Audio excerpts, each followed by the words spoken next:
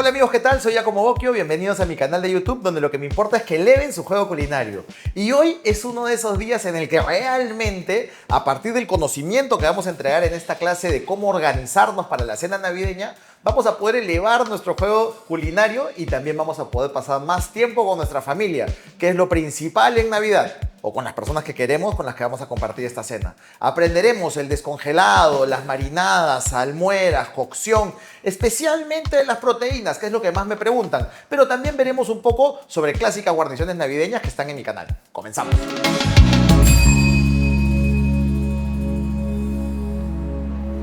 Auspiciado por Redondos, comamos bien, vivamos mejor. Bueno amigos, si son nuevos en el canal, les damos la bienvenida. En este canal ya tenemos una lista de reproducción, ¿no? Un playlist armadito para ustedes con todas las recetas de Navidad y Año Nuevo que hemos hecho a lo largo de estos años que estamos en YouTube y se las estamos dejando en la descripción de este video. A partir de esas recetas es que vamos a organizar una cena navideña con lo enseñado ya en el canal. Tenemos que entender que tenemos una misión, que es preparar una cena navideña o una comida para estas fiestas, puede ser para Año Nuevo también, todo esto se podría utilizar para Año Nuevo, en el que queremos que nuestra familia disfrute y nosotros poder pasar tiempo con ellos. Entonces, el factor tiempo es muy importante. Hemos creado una línea de tiempo que empieza en la descongelación del producto y que termina en el servicio de la cena. Esta línea de tiempo es descongelación del producto, luego viene la salmuera, luego la marinada, cocción, regeneración si es el caso, porque a veces de la cocción directamente viene el servicio y a veces se enfriará para ser regenerado justo antes de servir. Y con el servicio de la cena termina esta línea de tiempo. De las proteínas que vamos a hablar el día de hoy son 6. Empezamos con un pavito, en este caso es un pavo de casi 9 kilos. Tenemos un pollipavo, que básicamente es un pollo que ha sido criado por más de 3 meses, creciendo, siendo un poco más alimentado también, ¿no? Es un pollo bien grande y un clásico pollo también. Luego tenemos un pernil de cerdo o codo, tenemos el bife de cerdo con un poco de la grasita encima y tenemos una panceta de cerdo de toda la vida. Primer paso, descongelamiento. Para hablar del descongelamiento o descongelación, es muy importante entender un tema del que ya les he hablado antes. La temperatura de peligro de los alimentos es de 6 grados positivos, que es frío, pero está en positivo, hasta 63 grados positivos también, que es caliente, pero no es tan caliente. Sabemos que a nivel del mar el agua hierve a 100 grados. A 63 grados está caliente, pero no tan caliente como para que te salga una ampolla, por ejemplo. La boca aguanta hasta 50 grados Celsius, para que tengan una idea más o menos de la temperatura. Y una cerveza se sirve a 4 grados Celsius. Yo les digo que desde 6 a 63 es la temperatura en que los microorganismos patológicos se desarrollan. Evidentemente, cuando están en una zona tibia, estamos hablando entre 37, 38, 45 grados inclusive, es una temperatura ideal para que los microorganismos patológicos se desarrollen aún mucho más rápido y contaminen toda la pieza de carne. Por eso es importantísimo que la descongelación se haga en refrigeración. Cualquier proteína que está a temperatura ambiente, sinceramente, se está pudriendo. Podemos controlar ese proceso de putrefacción. Estas aves, en este caso, están frías, acaban de salir de la refrigeradora. Entonces sí, se están pudriendo de alguna manera, pero el proceso es tan lento que es imperceptible, porque todavía les falta un proceso de cocción. Lo importante es que el proceso de cocción que vendrá de afuera hacia adentro va a matar, porque vamos a estar encima de la temperatura de peligro, cualquier microorganismo patológico que esté en la parte externa. Y a corazón, al centro, la parte que no ha tenido contacto con el exterior, con el mundo exterior, está controlado por la temperatura. Esa zona nunca ha tenido contacto con el exterior y siempre debería haber estado dentro o fuera, perdón, de la temperatura de peligro de los alimentos. Por eso es que es tan importante, ese es uno de los motivos, un tema de salud, descongelar en refrigeración. Entiendo que no todo el mundo tiene el espacio. En un ratito vamos a hablar de cuánto demora cada uno de estas aves con huesos puestos, enteras totalmente, en el proceso de descongelamiento, pero es importante, gente. Cuando tú descongelas en refrigeración, en primer lugar, estás cuidando la inocuidad del producto. Y en segundo lugar, te estás asegurando que ese proceso de descongelación, al ser más lento y de la buena manera, porque todo se debería descongelar en la refrigeradora, nada se debería descongelar en la cosa de lavado, menos todavía a fuerza cuando le agregas agua. Eso está mal, entiendo que soluciona, pero no es la manera de elevar tu juego culinario, porque ese proceso de descongelación es muy violento y hace que al congelarse se congelan con partículas, con cristales de congelamiento que al descongelarse de manera violenta o intempestiva se rompen y termina drenando líquido de constitución cualquier producto que sea el que estés congelando, ¿no? En el caso de las proteínas hay aún más, porque es fibra muscular. Entonces, amigos, indispensable procurar hacer sus procesos de descongelamiento dentro del frío. Por eso deben organizarse. Ya van a entender cuándo tendrán que empezar con cualquiera de estos, pero ordénense y vacíen sus refrigeradoras justo en las fechas que ya viene Navidad. El chef Jack siempre se inventaba platos que le llamaba de fin de mes, ¿no? En el que aprovechaba todo lo que había en la refrigeradora para tener libre el espacio y poder hacer estos procesos de descongelamiento de mejor manera y de manera eficiente y eficaz. Ya que estamos hablando de descongelación, lo más importante es entender en qué momento algo se congela. A 0 grados el agua se congela. Ese es el momento de congelación del líquido de constitución de los productos que tenemos acá. Pero las congeladoras en nuestras casas están a menos 18 grados. A esa temperatura se conserva en congelación. Si hubiera sido congelado, que es la buena manera, y las empresas grandes como Redondos congelan en túneles de congelación o en abatidor, eso beneficia al producto, porque se congelan en ultracongeladores, túneles de congelación o abatidores, que congelan a menos 40. De esa manera, el cristal de congelamiento es más chiquitito y circular, y en el proceso de descongelación mermará mucho menos líquido de constitución. Es importantísimo entender que en las aves con hueso, y funciona para pavo, pollipavo o pollo, el tiempo de descongelación promedio es de 4 horas y media por kilo de ave completa, con carne y con hueso. Esa es una información importante que les va a ayudar a poder sacar más o menos el tiempo que se va a demorar cualquiera de los productos que compren para estas fiestas en descongelar en su refrigeradora. 4 horas y media por kilo de ave. Sabiendo que las aves se descongelan en un lapso de 4.5 horas por kilo de carne de ave entera, en el caso del pavo, los pavos de 8 a 9 kilos se demoran 2 días en descongelamiento, en refrigeración. Y en el caso de los pavos de 10 a 12 kilos, se demoran 3 días en descongelación, en refrigeración. En el caso del pollipavo, que siempre está alrededor de los 4 kilos de peso, es un animalito que ha pasado los 3 meses de vida, el tiempo de descongelación vendría a ser más o menos 18 horas en refrigeración. Y el tiempo de descongelación de un pollito que usualmente está alrededor de 2 kilos de peso está entre 8 y 9 horas de descongelación. Amigos, algo que es muy importante es que ninguno de ellos es mejor que el otro. Lo importante es tener buena técnica para saber cómo trabajarlos. Puede ser que tengas una economía ideal como para que compartas un pavo con tu familia, pero si vas a compartir un pollito, todo bien, muy bien. Lo importante es estar en familia, compartir y disfrutar de la gente que uno quiere. Pero qué bueno si elevamos nuestro juego culinario y ese pollito o ese pavito o ese pollipavo lo hacemos de la mejor manera para sacarle el máximo provecho de disfrute a esta fecha.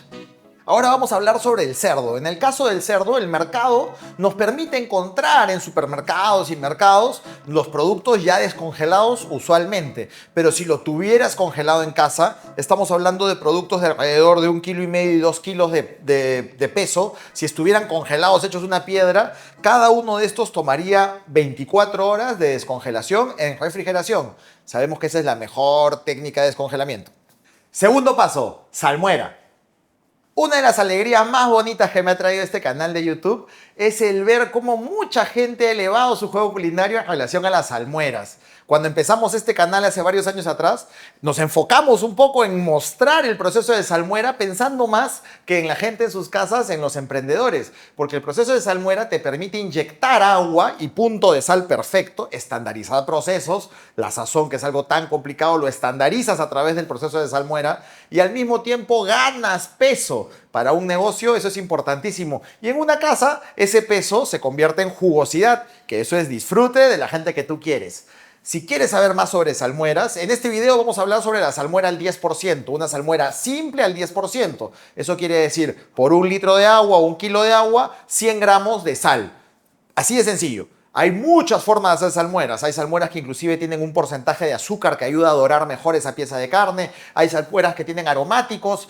Todo eso se los enseño en un video de salmueras que se lo estoy dejando acá en la descripción también, junto con este playlist o este set de videos que ya tenemos armaditos para estas fiestas navideñas. Miren ese video de salmueras, realmente les va a cambiar la vida. Van a entender que las carnes blancas pueden siempre ser extra jugosas. Vamos a hablar de los ejemplos de cada una de estas proteínas en torno a la salmuera.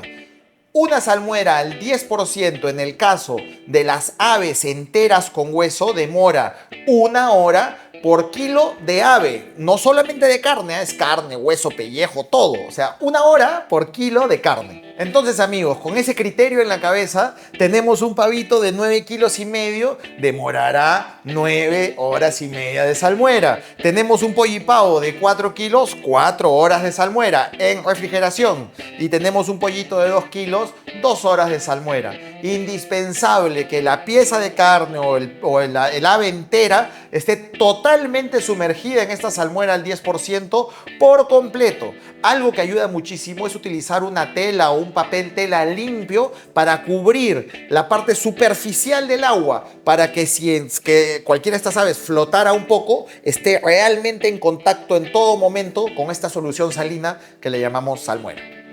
Y en el caso del cerdo, con una salmuera al 10%, hay ciertas diferencias aquí, porque algunos tienen hueso, otros no tienen hueso. Por ejemplo, en el caso de este pernil de acá, este es un pernil que pesa casi 1,5 kilos. Entonces, para este pernil, unas 3 horas de salmuera va a estar perfecto.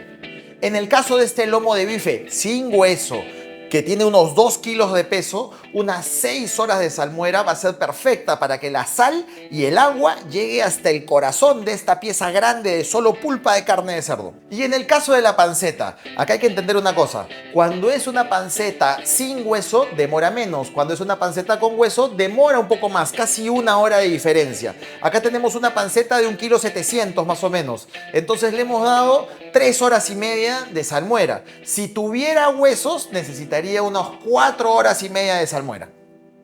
Tercer paso, marinada. Estamos hablando del marinado, pero es el momento de tomar decisiones, porque no todas las piezas de carne necesitan de un marinado. Algunas simplemente con una salmuera, y si es una salmuera aromática, es más que suficiente. Por ejemplo, la semana pasada hemos visto esta trenza de cerdo, no pasó por ningún marinado, solamente una salmuera. Entonces, en este momento, en vez del marinado, tendríamos que hacer el porcionamiento o el trabajo de hacer la trenza o lo que corresponda, ¿no? Albardar en algunos casos. En el canal también les he dejado para un día del Día de la Madre un video de un bife que fue albardado en una trenza, en una malla de tocino. Albardar es cubrir con tocino. Bueno, acá tienen que tomar decisiones, pero hay conceptos gastronómicos importantes en relación con una marinada. Entendamos que usualmente una marinada penetra en una pieza de carne 1 centímetro cada 24 horas. Una marinada de 15 minutitos para un pavo no le va a hacer nada a la carne, a la parte interna de la carne. Va a darle sabor a la piel, va a darle sabor a la parte de afuera, pero no va a tocar en lo absoluto. Por eso es que muchas amas de casa y en muchos sitios también que hornean pavos, lo inyectan la marinada con una inyección, ¿no? Con algún método para inyectar la marinada para ganar sabor en la parte interna.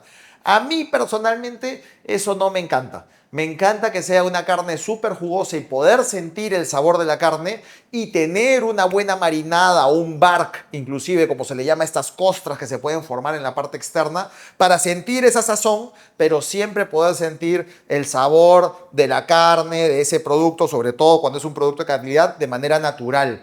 Pero elevándolo, habiéndole hecho un proceso de salmuera que me da jugosidad y me da el buen punto de sal.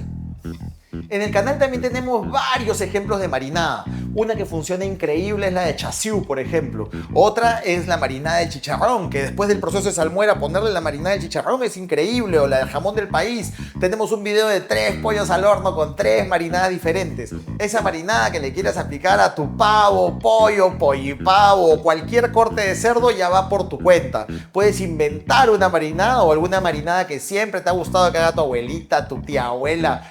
Yo conozco, por ejemplo, en el canal de YouTube les he puesto algunas de mi abuela que me encantan, que son súper sencillas. Si no te quieres soplar todo ese video, acuérdate, pisco, sillao y ajo siempre serán una gran solución para cualquier ave. Esta Navidad todos merecen momentos redondos. Los que le pusieron pecho a su nuevo techo. Los que no bajaron los brazos y lograron el ascenso. Los que con sus alas volaron lejos, pero siempre vuelven a casa. Porque estar juntos es vivir mejor. Celebra esta Navidad con Redondos. Comamos bien, vivamos mejor. Cuarto paso, cocción. Vamos a comenzar hablando sobre la cocción en aves. Antes de hablar de la temperatura, el tiempo de cocción y la temperatura interna a la que queremos llegar, es importante entender que cuando uno cocina aves enteras, y creo que en Navidad es un tiempo en el que vemos muchos pavos enteros cocinándose en nuestras casas, es importantísimo entender que las aves enteras siempre deben estar rellenas. En muchos casos con un relleno que luego servirás en la mesa y te ganaste, ¿no? Tienes una cosita más que comer en la mesa y disfrutar. O con elementos que aromaticen la cocción. Es importante entender que es básico tener elementos que demoren la cocción en ese relleno. Pueden aromatizar, pero por sobre todas las cosas deben demorar la cocción. ¿Por qué? Porque los muslos y piernas ya tienen unos huesos ahí gruesos y grandes que son como si fueran un hielo en contacto con esa pieza de carne. Va a demorar. Esos huesos están demorando la cocción. Y en el pecho los huesos son mucho más delgaditos. Y el calor viene de afuera y la bóveda que se genera en el huequito que queda dentro del ave, sea pollo, pollipavo, pavo, se convierte en un horno que empieza a calentar de adentro hacia afuera también. Si tú la llenas con manzana, cebolla, cebolla china, apio, hierbas aromáticas, limones, naranjas, lo que tú quieras poner dentro, es como si estuvieras llenándolo con un nuevo hueso y eso va a hacer que se empaten en la cocción. El tiempo de cocción de muslos y piernas, que son los músculos más trabajados de aves de corral, recordemos que estas aves no vuelan, lo que hacen es caminar, entonces por eso esos músculos son más oscuros, esa es la famosa carne oscura, porque por ahí la mioglobulina llega a través de la sangre y pinta un poco más estos músculos. Pero esos son músculos que se demoran más en la cocción por el mismo hueso. Entonces debemos alargar el tiempo de cocción rellenando nuestras aves. Los puntos más importantes a la hora de cocinar un pavo que ya pasó por un proceso de descongelación son: 1. El tiempo de cocción a 175 grados Celsius es de 20 a 30 minutos por kilo de pavo. 2. Sacar el pavo una hora antes de hornear para que se tempere. 3. Podemos cocinar el pavo un día antes y luego regenerarlo. 4. Si lo quieres hacer el mismo día, tienes que tomar en cuenta los tiempos de cocción. Para el pavo, entendemos un concepto importante que es aproximadamente se demora en la cocción a 175 grados Celsius entre 20 y 30 minutos por kilo de pavo en cocción, ¿no? A 175 Celsius. De alguna manera, para podernos ordenar un poquito más y empezar todos en el mismo momento, sugiero que saques el pavo ya descongelado de la refrigeradora una hora antes a temperatura ambiente. Bueno, la temperatura ambiente varía pues de donde quiera que estés, pero una hora antes fuera de la refrigeradora, ahí a la mesa de tu casa, en la cocina, para que vaya cogiendo un poco de temperatura, no esté tan frío cuando entre al horno la primera vez. Otra cosa importantísima, a lo largo de la cocción, evita estar abriendo la puerta del horno. Yo entiendo que lo vas a tener que hacer para pincelarlo, para nutrirlo a lo largo de la cocción, pero siempre contempla que cada vez que abres la puerta del horno, pierdes temperatura. Hay una ley que dice que cada vez que abres la puerta del horno, cada 5 segundos de horno abierto, pierdes entre 15 y 20 grados Celsius. Entonces es un montón, porque abres la puerta y se escapa la energía. Cuida eso. Muchas veces veo que dejan la puerta abierta, pincelan el horno 5 minutos y cuando vuelven a cerrar el horno piensan que la cocción va a ser exacta. No, acabas de perder un montón de energía al haber abierto esa puerta. Siempre piensa en eso. Retira lo que vas a pincelar, lo que vas a nutrir, retíralo, hazlo, cierras la puerta del horno y lo vuelves a guardar para que se dore bonito. No pierdas temperatura. Por ejemplo, un pavito de 8 kilos tendrá una cocción de 2 horas y 45 minutos si es que empezaste con el pavo a temperatura ambiente. Aproximadamente. Todo esto es aproximadamente, gente, porque no sabemos en qué punto de frío estamos empezando. Cada uno es diferente en su casa. Para eso, para lograr un control, tener control sobre la temperatura interna de la pieza de carne, yo les sugiero fuertemente que se compren un termómetro. Hay diferentes tipos de termómetros en el mercado, no son muy caros. Este es uno, por ejemplo. Podemos medir la temperatura interna de la pieza de carne, y también existen este tipo de termómetros que son termómetros con sonda, que clavas el termómetro en la pieza de carne. Esto se queda dentro del horno, el aparatito va afuera, la sonda es resistente a altas temperaturas y se va cocinando, y mientras se va cocinando tú vas viendo a qué temperatura interna está. Inclusive puedes poner una alarma que te diga cuando llegue a tal temperatura suena la alarma y tú extraes el producto del horno. Estamos buscando que cualquiera de estas piezas de carne, sean tanto aves o cerdo, lleguen mínimo a 63 grados, porque ahí hemos pasado la temperatura de peligro. Lo normal es 60 y se le pide 3 grados más por un tema de seguridad. Asegúrate llega a 63 dentro del horno, y cuando lo saques va a subir unos 5 grados más por lo menos. Yo te aconsejo que llegues entre 63 y 70, 75 como mucho, en el caso del cerdo en especial, porque desarrolla un sabor mucho más agradable la grasa al pasar un poquito más de tiempo dentro del horno. Muy bien, eso es importante, entender que debemos sacar el pavo o el cerdo entre 63, 65 y 73, 75. Sobre 75 ya se va a secar.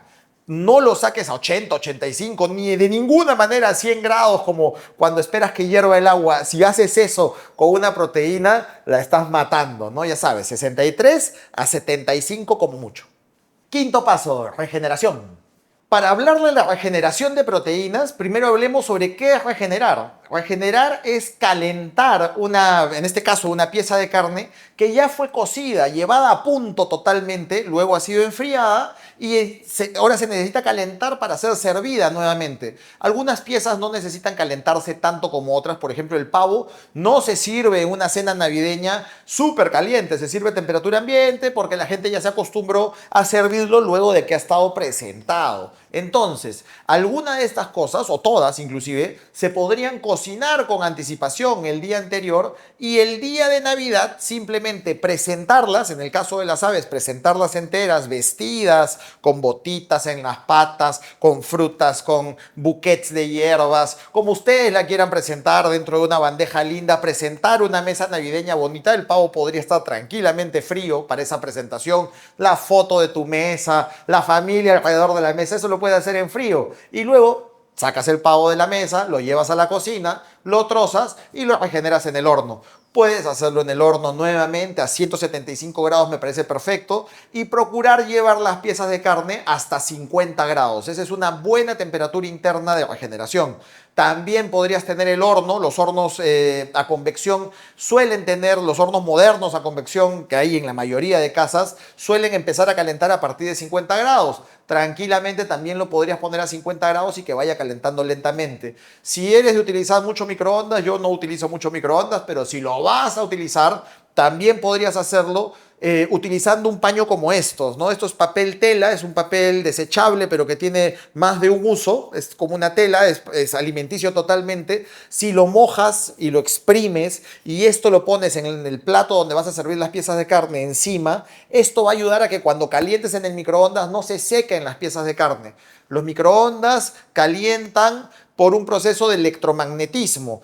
El microondas calienta el agua, las partículas de agua se empiezan a mover por ondas electromagnéticas hasta que se calientan. Cuando pasa eso, se están moviendo las partículas del producto y por eso se seca usualmente. Si tú pones un elemento húmedo como un paño limpio encima, se va a calentar el paño también y por radiación va a terminar calentando las carnes, cuidando que no se calienten solamente con su propio líquido de constitución para que no se sequen.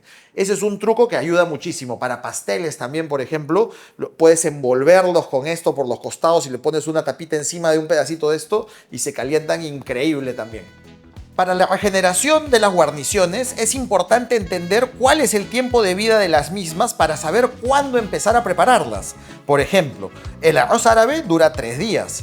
Todo es refrigeración. El puré de manzana dura 5 días. La ensalada de fideos, 3 días. La ensalada fresca y vinagretas sugiero que las hagas el mismo día, pero podrías avanzar con toda la mise en place antes de la fecha importante, en este caso Navidad o Año Nuevo. Aquí te dejo una línea de tiempo de cómo gestionaría yo mi trabajo y mi tiempo en la mise en place y servicio de una cena navideña. Tómale un pantallazo o una foto y organiza tu cena en relación al menú que vayas a servir. Bien amigos, espero que les haya gustado el programa del día de hoy, que haya sido de utilidad para ustedes. Ojalá que pasen una linda Navidad, que su familia sea muy bendecida este año. Gracias por todo el cariño que recibo a través de las redes sociales y sus comentarios. Yo leo sus comentarios. Pongan ahí qué otros platos que quieren aprender, quieren que les enseñe. Les quiero comentar también que, bueno, ya deben saber que salió el primer libro el año pasado y este año ha salido el segundo recetario. Acá encuentran también varias recetas navideñas. Ya lo encuentran en todas las librerías importantes del Perú y a través de buscalibre.com si estás en cualquier otra parte del mundo. Espero que disfruten de estas fiestas, coman buenazo, pásenla bonito, que la paz del Señor reine en sus casas, en sus hogares y nos vemos la próxima semana. Bendiciones, feliz Navidad, chao.